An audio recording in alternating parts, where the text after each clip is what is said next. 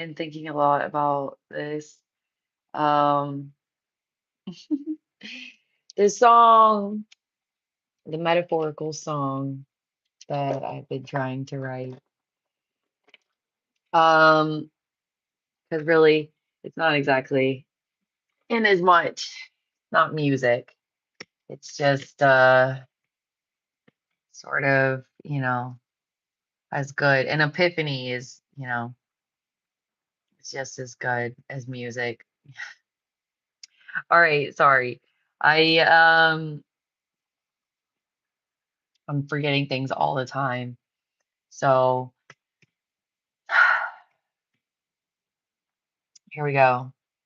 This is uh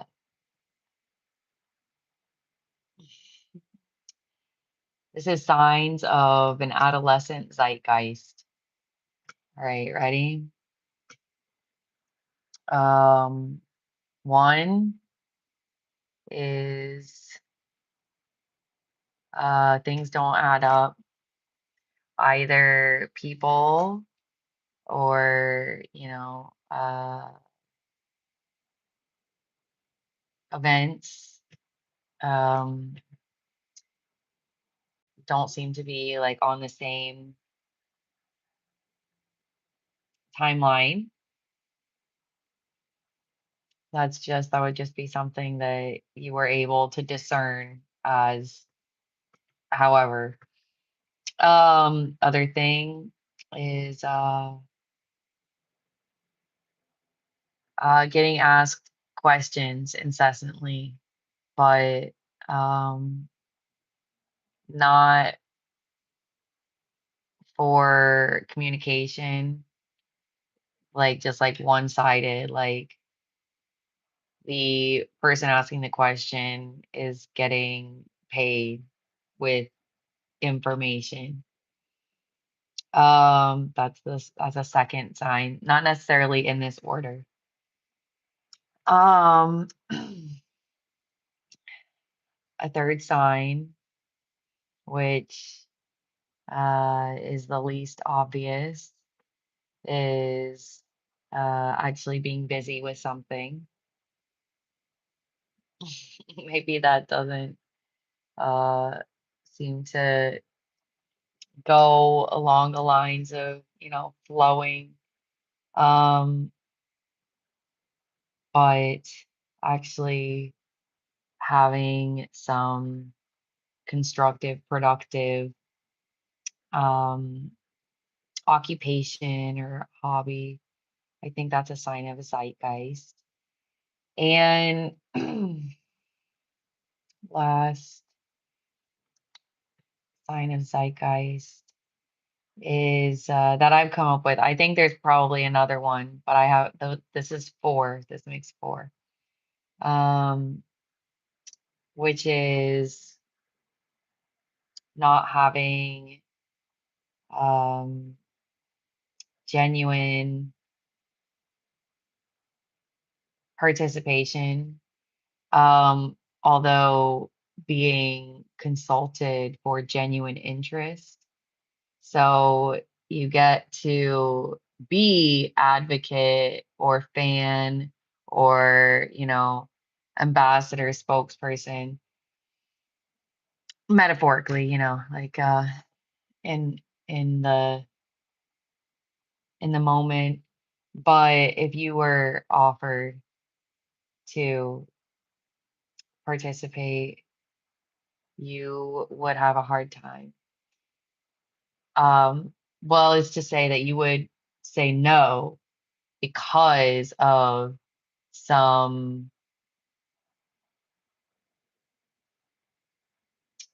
we'll call it a, you know, um, preoccupation. Um, and and so then I ask myself, when there is still so much that you know,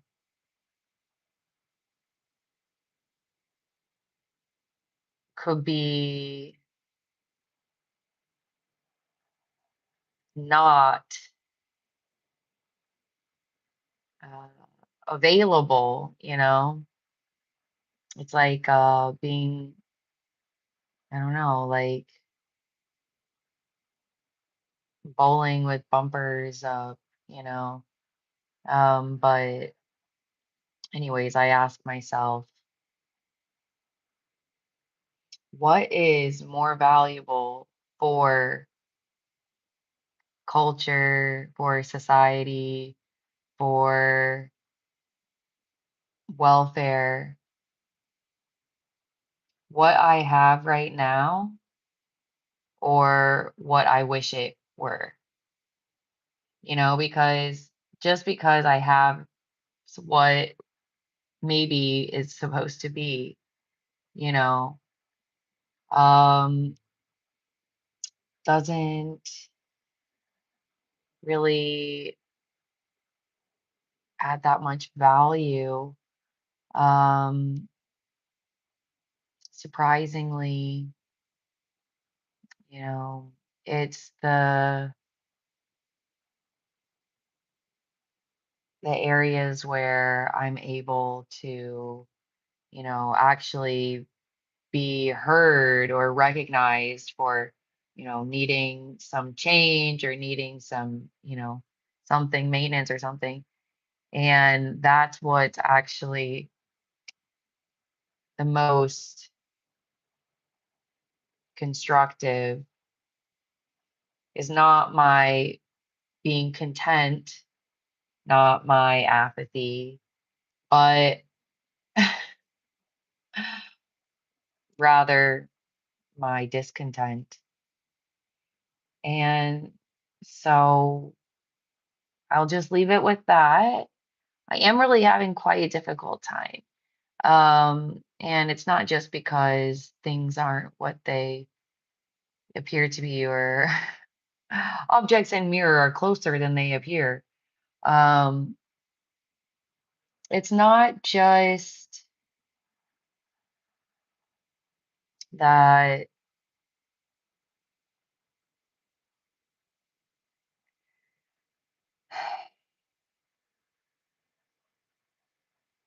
I am predisposed to uh, being unhappy. And I'm not saying that I was born that way,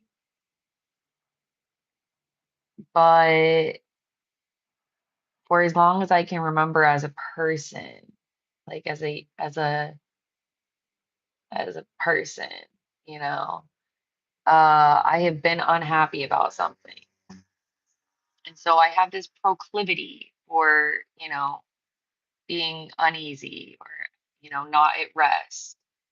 And therefore, you know, different, separate from a person, it takes a while to be a really conscious or cognizant or thoughtful person. Okay. So I'm just saying, you know, based on that reference point, you know, if you don't have anything to be upset about, you're not going to have a hard time with being asked a bunch of questions or, you know, being made to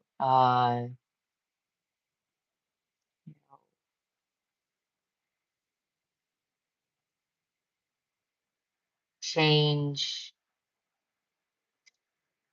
prejudices, you know, like exchange prejudices for, you know, the sake of progress, you know, things like this.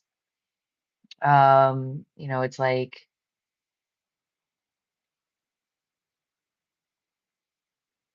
if you don't feel the need to object to certain technology or to protest, you know, certain kinds of procedures and things like this.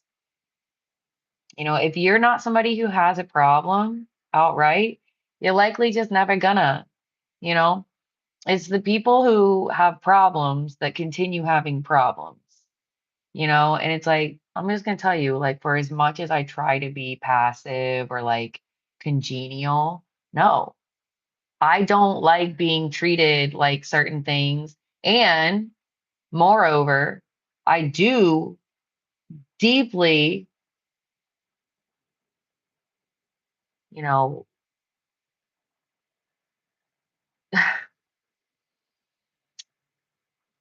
I don't want to say desire other things. And I'll just say that again, the discrepancy, of a dichotomy where someone thinks that they make reverent sacrifices versus someone who, is devout in their uh, you know, discernment, and it's like let's do more in this instance, it's like because that's joie de vivre, baby. It's like, oh, like, yeah, you should say less. You know what I'm saying? It's like, no, no, this is not this is not a question of whether or not you can pay your bills by being, you know, salacious. That's not what this is. That sounds like the narrowest path. And guess what? No one's gonna be at your birthday party because you didn't care to make any friends. And so it's like, okay, so like, is this just a question of like people who can get by without complaining do? If they never do, they do, you know? And you don't know how, you don't know whatever, but it's like, I don't know. It's been a long time that I had problems, you know. I've been having problems for 30 years. That's a long time to be, blaming a zeitgeist, an adolescent zeitgeist. So that's probably not it. But I can't shake the feeling that like it's too different. The way that I am disturbed, it's like too different. It's like, okay, bro, so like, okay, so if if it's just like, wow, ultimately, even in the face of danger, you're just seriously supposed to conduct yourself the way that you wish you could be. Like that's what the secret is that ultimately you are your last and greatest link to what it is that you wish to be. And so you're just seriously supposed to, if that's who you think you are. It's just so crazy, man. Because I get like, I not so much anymore, but when I was little, I get really stubborn about, how people would be trying to, make things out to be. And well, you can't really blame a kid for not feeling dignified or feeling, you know, very sophisticated or whatever. Um, you know, I mean, I don't know, but I'd be thinking that, you know, I could make my mark by, sort of carving out the space where I were being talked down. I thought I could like drill a hole through it. And Uh, it's ironic because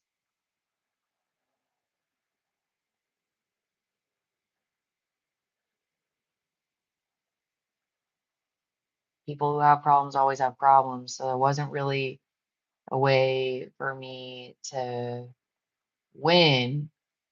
What's interesting is it really does come down to people who just never have problems having to decide to have a problem.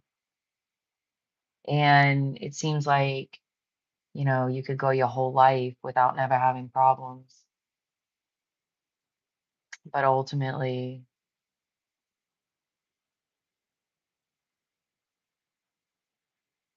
it's a great disservice to the person because,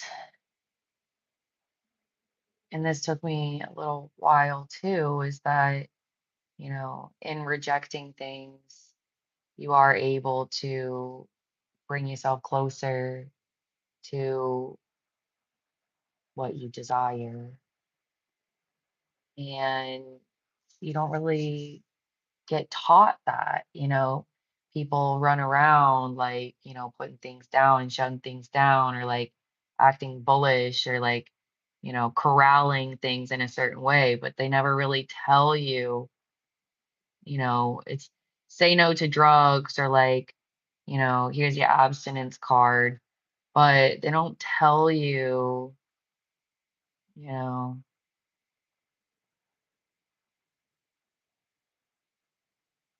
because it's so funny the way that the people who never have problems get by. It's so ironic because it's almost like they're rejecting everything, even though they're so seemingly like cordial about everything. The truth is that there is a detachment, involved, and not just that, you know, but yeah, so ultimately, nobody likes to come across as being, whiny or things like this, but you do need to defend something, protect something, cherish something, and work towards something, aspire towards something. That's very important.